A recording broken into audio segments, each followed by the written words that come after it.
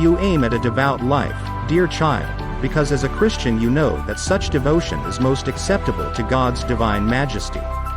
But seeing that the small errors people are wont to commit in the beginning of any undertaking are apt to wax greater as they advance, and to become irreparable at last, it is most important that you should thoroughly understand wherein lies the grace of true devotion. And that because while there undoubtedly is such a true devotion, there are also many spurious and idle semblances thereof. And unless you know which is real, you may mistake, and waste your energy in pursuing an empty, profitless shadow. Aurelius was wont to paint all his pictures with the features and expression of the women he loved, and even so we all color devotion according to our own likings and dispositions. One man sets great value on fasting, and believes himself to be leading a very devout life, so long as he fasts rigorously, although the while his heart is full of bitterness, and while he will not moisten his lips with wine, perhaps not even with water, in his great abstinence, he does not scruple to steep them in his neighbor's blood, through slander and detraction. Another man reckons himself as devout because he repeats many prayers daily, although at the same time he does not refrain from all manner of angry, irritating, conceited or insulting speeches among his family and neighbors. This man freely opens his purse in almsgiving, but closes his heart to all gentle and forgiving feelings towards those who are opposed to him, while that one is ready enough to forgive his enemies, but will never pay his rightful debts save under pressure. Meanwhile all these people are conventionally called religious, but nevertheless they are in no true sense really devout. When Saul's servants sought to take David, Michal induced them to suppose that the lifeless figure lying in his bed, and covered with his garments, was the man they sought.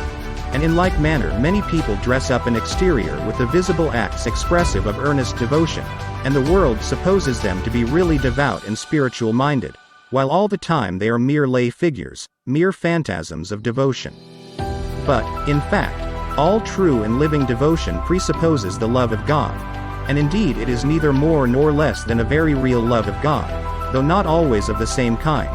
For that love one while shining on the soul we call grace, which makes us acceptable to His divine majesty.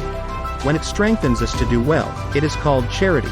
But when it attains its fullest perfection, in which it not only leads us to do well, but to act carefully, diligently, and promptly, then it is called devotion. The ostrich never flies, the hen rises with difficulty, and achieves but a brief and rare flight, but the eagle, the dove, and the swallow, are continually on the wing, and soar high. Even so sinners do not rise towards God, for all their movements are earthly and earthbound. Well-meaning people, who have not as yet attained a true devotion, attempt a manner of flight by means of their good actions, but rarely, slowly and heavily, while really devout men rise up to God frequently, and with a swift and soaring wing. In short, devotion is simply a spiritual activity and liveliness by means of which divine love works in us, and causes us to work briskly and lovingly.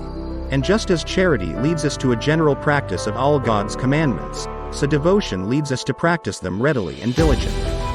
And therefore we cannot call him who neglects to observe all God's commandments either good or devout, because in order to be good, a man must be filled with love, and to be devout, he must further be very ready and apt to perform the deeds of love. And forasmuch as devotion consists in a high degree of real love, it not only makes us ready, active, and diligent in following all God's commands, but it also excites us to be ready and loving in performing as many good works as possible, even such as are not enjoined upon us, but are only matters of counsel or inspiration. Even as a man just recovering from illness, walks only so far as he is obliged to go, with a slow and weary step, so the converted sinner journeys along as far as God commands him but slowly and wearily, until he attains a true spirit of devotion, and then, like a sound man, he not only gets along, but he runs and leaps in the way of God's commands, and hastens gladly along the paths of heavenly counsels and inspirations. The difference between love and devotion is just that which exists between fire and flame. Love being a spiritual fire which becomes devotion when it is fanned into a flame.